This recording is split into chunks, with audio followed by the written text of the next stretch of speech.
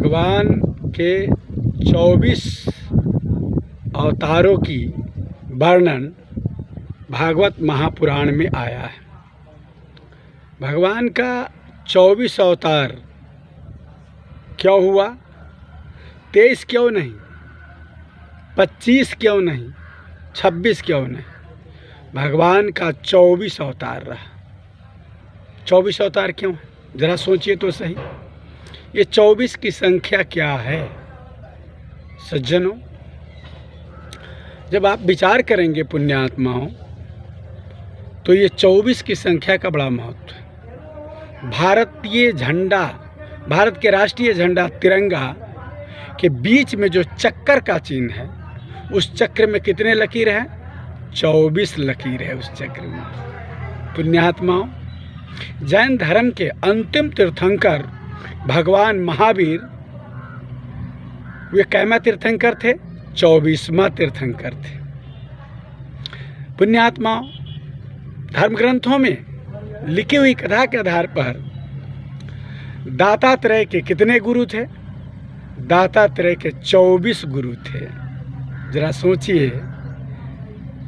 और रात और दिन ये कितने घंटे का होता है? 24 घंटे का होता है। ये सब 24 दातात्रेय के 24 गुरु, भारतीय झंडा तिरंगा के बीच के चक्कर में 24 लकीर, जैन धर्म के अंतिम तीर्थंकर भगवान महावीर 24वां तीर्थंकर, दिन रात 24 घंटे का, और भगवान के अवतार भी 24 सनातन धर्म में भागवत ग्रंथ के अनुसार। ये 24 क्यों? वास्तव में ये भगवान के 24 अवतार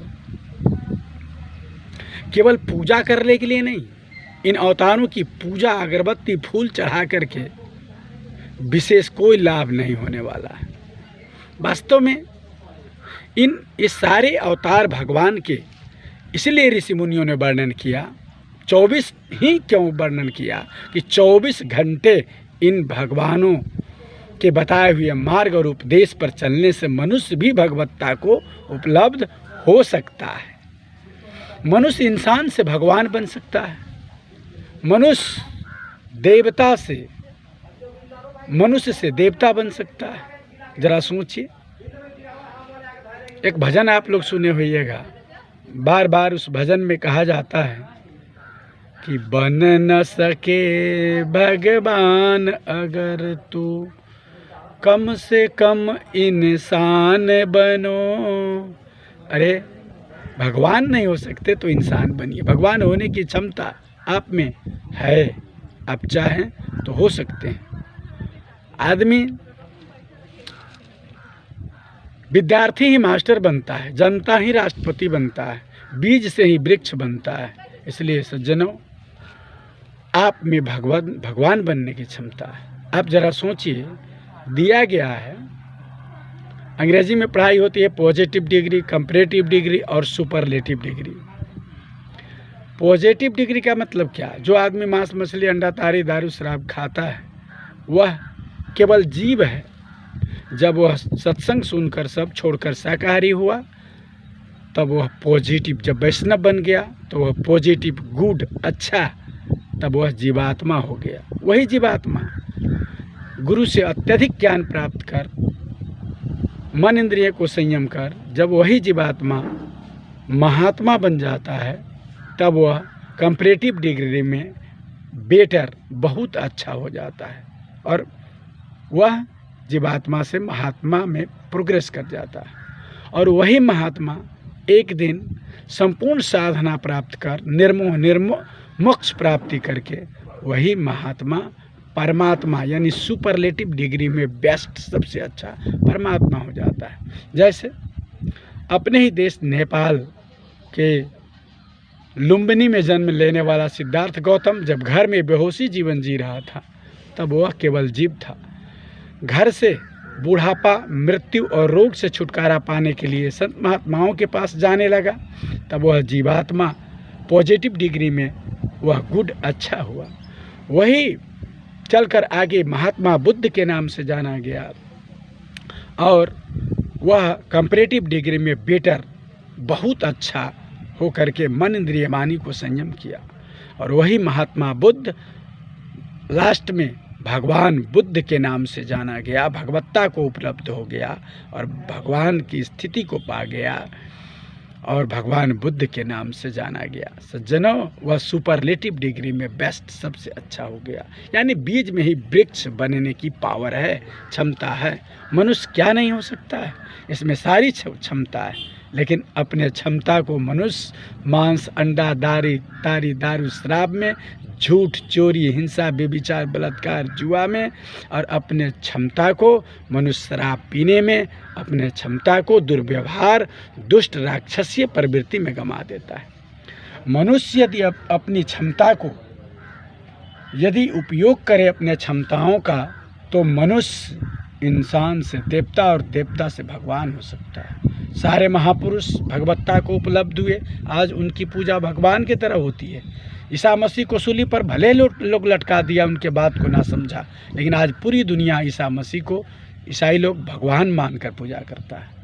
बुद्ध को भले लोग गाली दिया, लेकिन विश्व आज भगवान के नाम से जानता है। सुकरात को भले जहर दिया हेमलक नाम का, लेकिन सुकरात का जीवनी पूरे दुनिया में पढ़ाया जा रहा है। महात्मा गांधी जी को भले गोली मार दिया, लेकिन आज दुनिया के देशों में महात्मा गांधी जी का जीवनी पढ़ाया जा रहा है, शांति का संदेश लेकर चलने वाले।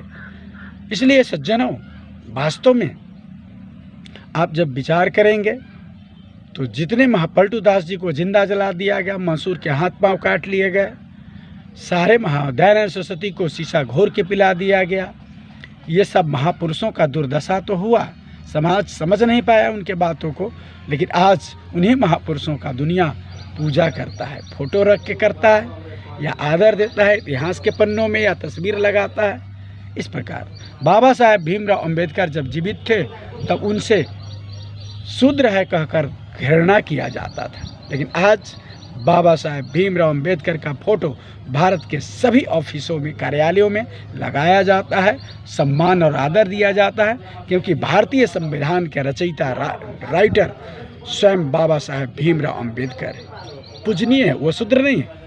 भले रामायण में एक बात लिखी गई हो कि पूजिए विप्रशील गुणहीना, अशूद्र न पूजिए ज्ञान पर बिना, ये गलत बात है कि ब्राह्मण यदि गुण से हीन हो तो पूजा करनी चाहिए, और शूद्र यदि ज्ञान पर बीन हो तो पूजा नहीं करनी चाहिए।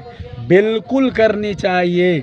शूद्र ज्ञानी हो तो उसकी पूजा होनी चाहिए, और ब्राह्मण यदि नीच है, मांसाहारी है, शराबी है, गुण से हीन है, तो उसको पूजा नहीं करनी चाहिए।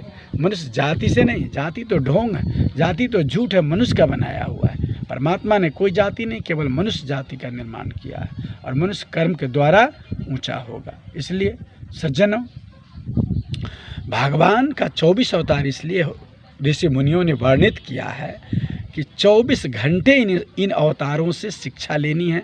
भगवान को 24 घंटे याद करने की ज़रूरत है, 24 घंटे भगवान के बताए मार्ग पर चलने की ज़रूरत है, 24 घंटे इनके शिक्षा को ग्रहण करने की ज़रूरत है।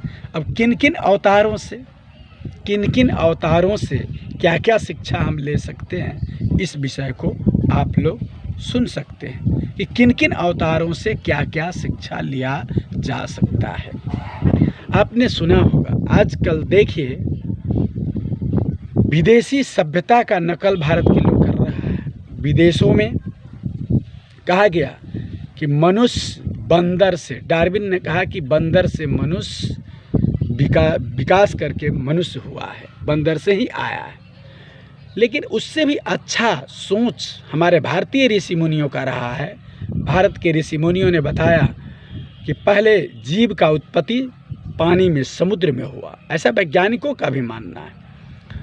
समुद्र में, पानी में हुआ। इसीलिए हिंदू धर्म, सनातन धर्म के 24 अवतारों में सबसे पहले किस अवतार की चर्चा है?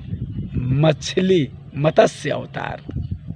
फिर मछली से थोड़ा पानी से ऊपर आकर पानी और कीचड़ में रहने वाला कछुआ अवतार का चर्चा है। और कछुआ के बाद है कश्यप अवतार के बाद में 24 अवतारों में है बराह अवतार, जो पानी में भी, कीचड़ में भी और ज़मीन पर भी रह सकता था।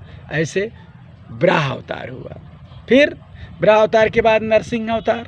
नरसिंह अवतार का मतलब जो आधा मनुष्य है और आधा पशु है, आधा आधा दोनों, मनुष्य और पशु। और फिर ये नरसिंह अवतार के बाद फिर देखिए श्री राम जी का अवतार, जो पूर्ण मनुष्य, मर्यादित जीवन, इसलिए मर्यादा पुरुषोत्तम कहा गया श्री राम जी को। मर्यादित जीवन है, एक पूर्ण मनुष्य की सभ्यता है। और इस प्रकार अवतारों की संख्या बढ़ती चली गई और 24 हुआ।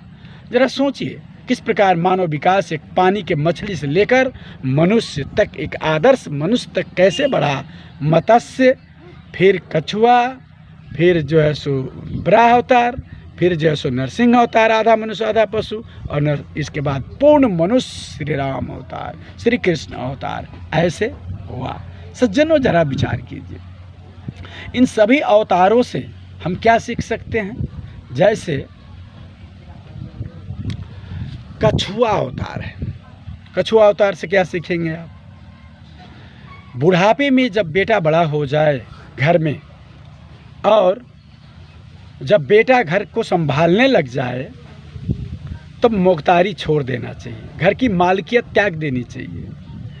और कोई अच्छी बात बेटा को कहिए, समझाइए, लेकिन ना माने तो उसके साथ झगड़ा और लड़ाई नहीं कीजिए, तो नहीं तो जीवन आपका नर्क हो जाएगा। समझाइए, नहीं मानता है तो जैसे कछुआ हाथ पैर निकालकर, मुंह निकालकर, उस खोपड़ी से बाहर मुड़ी और पैर निकालकर चलता है, लेकिन कछुआ को कोई टोक दे तो वह मुड़ी और पैर सुटकाकर भीतर कर लेता है, भीतर समेट लेता है अपने पैर को और सिर को। इसी प्रकार कछुआ भगवान से यही ज्ञान लेना चाहिए कि हम अपने बच्चों को समझाएं। और जवान बेटा, जिस पोता यदि हो गया है, जवान बेटा आपका बात ना मानता है, आंख दिखाता है या आपके बातों का विरोध करता है, तो सज्जनों आप भी अपना हाथ पैर समेट कर कछुआ के तरह सुटुक जाइए, समेट लीजिए अपने हाथ पैर को, नहीं तो मारा मारी, पीटा पीटी पिता और पुत्र में होगा। ये कछुआ अवतार से बुढ़ापे में अपने को स्वयं समेट लेने की शिक्षा लीजिए, समेट लीजिए, हुकूमत मत जनाइए किसी पर, और तब सुखी रहिएगा। उसी के हाँ में हाँ मिलाना होगा, मिलकर रहिए। अपने बहू से लक्ष्मी समझकर बहू को बेटी कहिए और उससे प्यार प्रेम कीजिए, गाली मत दीजिए, उसे डांटिए मत, खाना नहीं दिया, या नहीं किया, वह नहीं किया, कुछ मत। बुढ़ापे में बेटा और पुतोह से, बहू से मिल कर रहना चाहिए, तब आपका जीवन सुखी होगा। उनसे मिल कर रहिए, उसी को अच्छा कहिए, धीरे धीरे समझाइए। ना समझे तो आप क्या कर सकते हैं भला, आपको कछुए की तरह हाथ पैर समेट कर मूड़ी को सुटका लेना पड़ेगा, अपने सोच को अपने ही में रख लेना पड़ेगा, नहीं तो घर में झंझट बढ़ेगी, झगड़ा होगा, विवाद होगा और जीवन नर्क हो जाए। बुढ़ापे में बेटा बहू से मिल के रहिए, विवाद मत कीजिए, तब आपका सेवा होगा। पोता पोती से प्यार प्रेम कीजिए, तब घर में सेवा होगा। इस विषय में सभी अवतारों का चर्चा करूं तो बहुत लंबा हो जाएगा, इसीलिए मैं केवल आपको कछुए अवतार का चर्चा सुनाया। अगले वीडियो फिर मैं बना रहा हूं, उसमें आपको बताऊंगा नरसिंह अवतार से क्या शिक्षा लेंगे, सनकादिक अवतार से क्या शिक्षा लेंगे, और भी जो अवतार है बराह अवतार से क्या शिक्षा लेंगे, वो अगले वीडियो में आपको बताऊंगा। सज्जनों, इस वीडियो को इतना ही सुनिए। फिर कछुआ अवतार, ये बराह अवतार से क्या सीखेंगे आप जो है सो नरसिंह अवतार भगवान से क्या शिक्षा ले सकते हैं अपने जीवन में, श्री राम से क्या शिक्षा लेंगे, कृष्ण से क्या शिक्षा लेंगे, ये सारे अवतारों की चर्चा सुनने के लिए संत दीनबंधु नामक YouTube पर सर्च कीजिए। जब आए तो वीडियो वाला फाइल को खोलिए और उसमें जो आपको प्रवचन का वीडियो बताया गया है उसको सुनिए, और संत दीनबंधु नामक चैनल को सब्सक्राइब कीजिए, लाइक कीजिए, शेयर कीजिए, बेल घंटी दबाइए, ताकि इस संत दीनबंधु जी के विचारों को आगे भी सुनने के लिए, नए नए वीडियो सुनने के लिए आप बटन दबाइए, बेल घंटी दबाइए, जो आपको सुनने को मिलेगा। सज्जनों, धन्यवाद। इतना ही, और 24 अवतारों की और चर्चा के लिए और नए वीडियो देखते रहिए, जिसमें आगे आगे किस प्रकार और अवतारों से, ब्रह्मा, नरसिंह, सनकादिक, इन अवतारों से कैसे हम जीवन में शिक्षा ग्रहण कर सकते हैं, उस वीडियो को आप देखिए। सभी अवतारों से शिक्षा लिया जा सकता है। आगे के और छोटे छोटे वीडियो बनाया गया है। लंबा वीडियो सुनने के लिए कोई तैयार नहीं, किसी के पास टाइम नहीं है, इसीलिए छोटा वीडियो बनाया गया है। धन्यवाद।